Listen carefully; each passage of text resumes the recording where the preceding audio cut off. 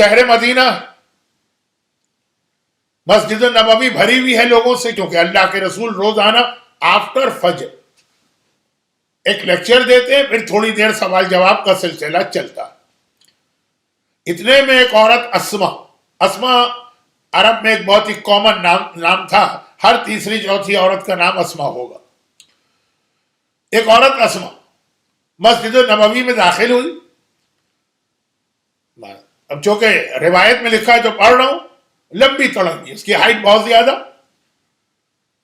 اور آنے کے بعد سیدھا پیغمبر کے پاس گئی اور کہا کہ یا رسول اللہ، ہم مدینہ کی عورتوں میں ایک مسئلے پہ بڑا ڈسکشن ہو رہا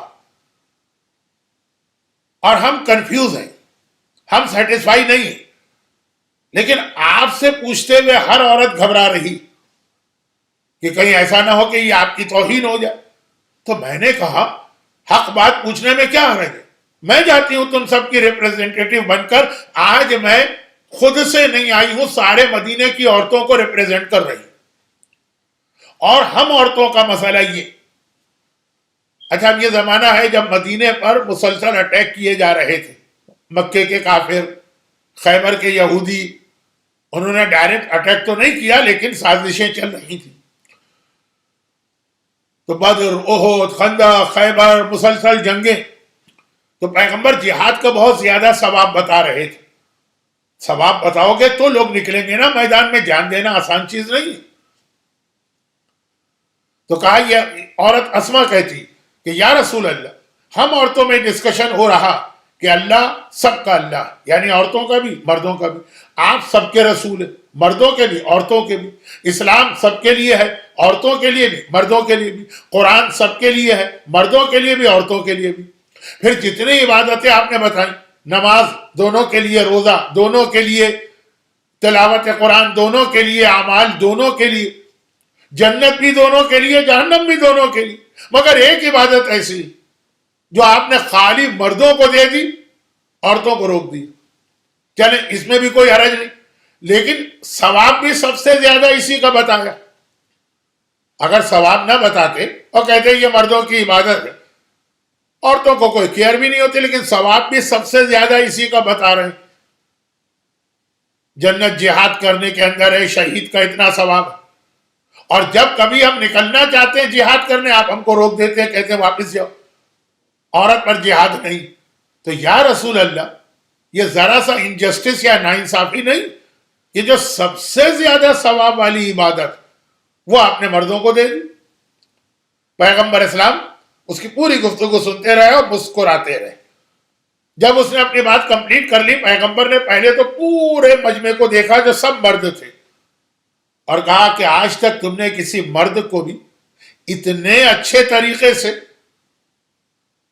بات کرتے، کمیونیکیٹ کرتے اور اپنا سوال پہنچاتے ہوئے سنا؟ کتنے اچھے طریقے سے اس نے اپنی بات پیش کی۔ اس کے بعد پیغمبر نے اس کو، عورت کو دیکھا، ایک جملہ کا، وہ جملے میں 4 ورڈ ہے، صرف 4، جن میں سے 3 تو اردو جاننے والا بھی سمجھ جائے گا۔ فرمایا جہاد المرأۃ حسن التبعل، 4 لفظ، شارٹ سنٹینس، جہاد المرأہ حسن تبعل۔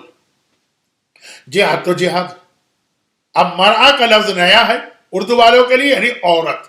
جہاد المرأۃ، عورت کا جہاد، حسن وہ ہے کہ اچھا، تبعل، تبعل مشکل لفظ ہے لیکن مومن سمجھ جائے گا، کیونکہ حدیث قصہ وہ بار بار یہ لفظ سنتا ہے کہ ہم فاطمہ و ابوہا و بالوہا، تبعل بالوہا۔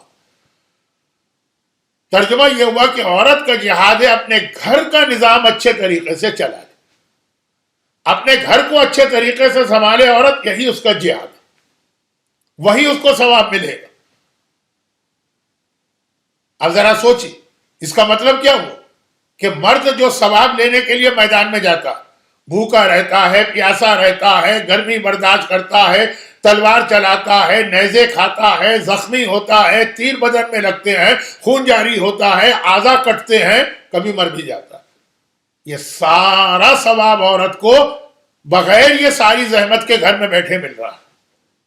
جہاد المرأۃ حسن التبع، اس کو وہی سارا ثواب مل رہا ہے، لیکن نہ نیزہ، نہ زخم، نہ ہڈی ٹوٹی، نہ مری، نہ وہ گرمی برداشت کی جو میدان کی گرمی۔